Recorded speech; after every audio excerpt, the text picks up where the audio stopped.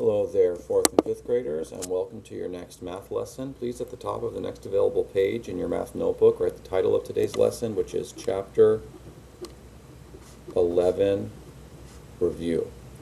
Okay, Chapter 11 was all about multiplying and dividing fractions. So let's, first of all, just go over how to multiply fractions. Let's say we had 3/4 times 2/9. The simple answer when multiplying fractions is that all you have to do is multiply the numerators together and you multiply the denominators together. So it's pretty simple.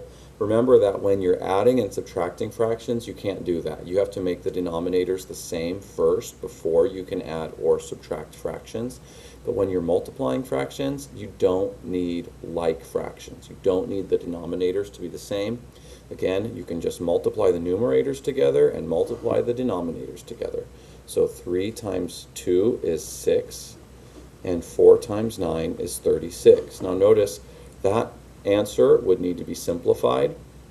And so before we simplify it, I want to show you something else. I want to show you how we could have gotten an already simplified answer before we even multiplied, and it's called cross-canceling.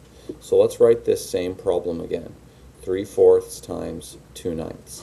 And hopefully you guys remember this. It's called cross-canceling. It means you can simplify from here to here. You go across from this denominator to this numerator, and you simplify from here to here. You go across from this numerator to this denominator. So we think, is there a greatest common factor above 1 for 2 and 4? Well, yeah, 2 can fit evenly into both 2 and 4, so we can divide 2 and 4 by their greatest common factor of 2. And 2 divided by 2 is 1, and 4 divided by 2 is 2. And now here, is there a greatest common factor for 3 and 9? Yes, there is. 3 can fit evenly into both 3 and into 9. So 3 can fit into 3 once, and 3 can fit into 9 3 times. And now when we multiply, our answer will already be in simplest form.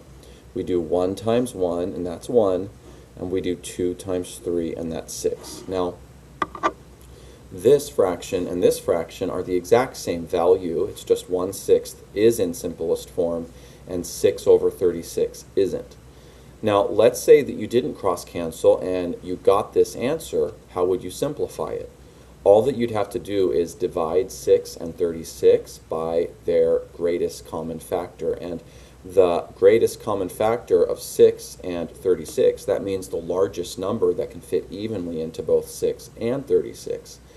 It's 6. So we divide 6 and 36 by the greatest common factor, the biggest number that can fit into both 6 and 36 evenly, and that's 6. And 6 divided by 6 is 1, and 36 divided by 6 is 6. So notice we got the same answer either way, but in this example, we did have to simplify that answer, whereas here we didn't have to simplify because we cross-canceled. Okay, so that's how you multiply a fraction by a fraction. You just multiply the numerators together and you multiply the denominators together. That's it. And if you want to have an already simplified answer, you can cross-cancel. What about multiplying a fraction by a whole number? So, and this is also an opportunity to talk about what the word of means with fractions. Let's say we have 3/4 of 9. Well, of means times. So 3/4 of 9 means 3/4 times 9. Okay, so now we're multiplying a fraction by a whole number.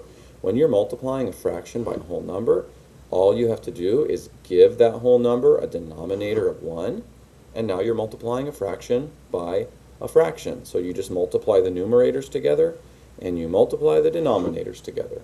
Now here we can't cross-cancel because 4 and 9 don't have any common factors above 1, and 3 and 1 don't have any common factors above 1. So we multiply 3 times 9, and we get 27, and we multiply 4 times 1, and we get 4. Now this is an improper fraction, also known as a fathead. So how do we fix that fathead? We divide the denominator 4 into the numerator 27. Now, how many times can 4 fit into 27? Well, what times 4 gets you closest to 27 without going over? So 4 times 6 is 24. 4 times 7 is 28. That's too big, so it fits in 6 times. 6 times 4 is 24. And 27 minus 24 is 3.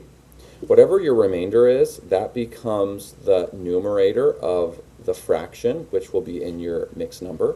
And whatever the divisor is, that will be your denominator. So the answer is 6 and 3/4. So 3/4 of 9 is 6 and 3/4. So that's how you multiply a whole number by a fraction.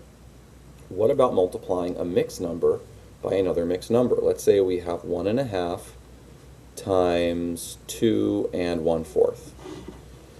In order to multiply these mixed numbers together, we have to change them both into improper fractions first. And remember, the way you change a mixed number into an improper fraction is by multiplying the whole number times the denominator, and then you add the numerator. So we do 1 times 2 is 2, plus 1 is 3. That becomes our new numerator, and the denominator 2 simply stays the same. So 1.5 is 3/2 times 2 times 4 is 8, plus 1 is 9, and the denominator 4 stays the same. So now we have 3/2 times 9/4. We can't cross cancel because there's no common factors here, and so we just multiply straight across. 3 times 9 is 27, and 2 times 4 is 8. And we have an improper fraction again, 27 over 8, so we do a long division problem. We divide 8 into 27. And we think, what times 8 gets us closest to 27 without going over? It's 3 times, because 8 times 3 is 24, but 8 times 4 is 32, so that's too big. So 8 can fit into 27 3 times. 3 times 8 is 24. 27 minus 24 is 3.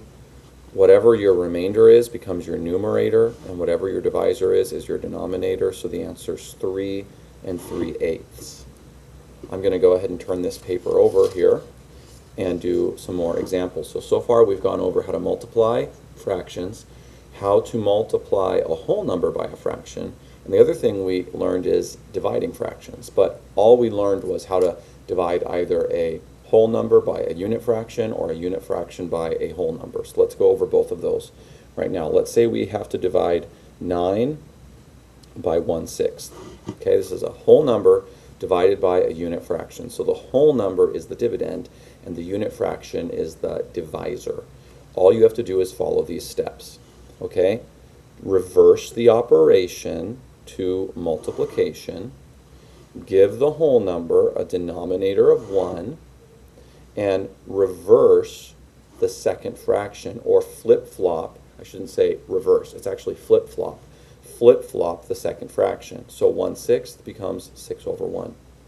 Now we just multiply straight across. 9 times 6 is 54. 1 times 1 is 1. And of course 54 over 1 will simplify to 54. So that's dividing a whole number by a unit fraction. Let's do those same numbers now, but let's flip-flop which is the whole number and which is the unit fraction. So we have 1/6 divided by 9 now. Here the unit fraction is the dividend and the whole number is the divisor. Well, we flip-flop the operation. We give the whole number a denominator of 1, and I shouldn't have said flip-flop, I mean reverse the operation. So change it from division to multiplication. The fraction on the left stays the same. The dividend always stays the same. The fraction on the right, which is the whole number this time, but we turned it into a fraction, flip-flops. So the divisor flip-flops. So 9 over 1 becomes 1 over 9. Now we multiply straight across. 1 times 1 is 1. 6 times 9 is 54. And that's the answer, 1 over 54. So if you're dividing a unit fraction by a whole number, you're likely to get a unit fraction answer. But if you're dividing a whole number by a unit fraction, you're going to get a whole number answer. Okay, that was actually pretty much everything we covered in all of Chapter 11. So I hope you enjoyed this little review lesson, and go ahead and make sure you watch all of the other videos that are attached in today's Google Classroom too. But this was the only one that you had to take notes for. So hopefully your notes now look exactly like mine. Hopefully you took these notes inside of your math notebook. I will be checking that. I will catch you next time. This is Mr. Dauber signing off. Oh, and make sure you do your very, very best on today's test. If you score better than you scored on your Chapter 11 test earlier in the year, I will change your grade to the better score. But if you score worse, I won't lower it, so it's a sweet deal for you. All right, this is Mr. Dauber signing off. Catch you next time.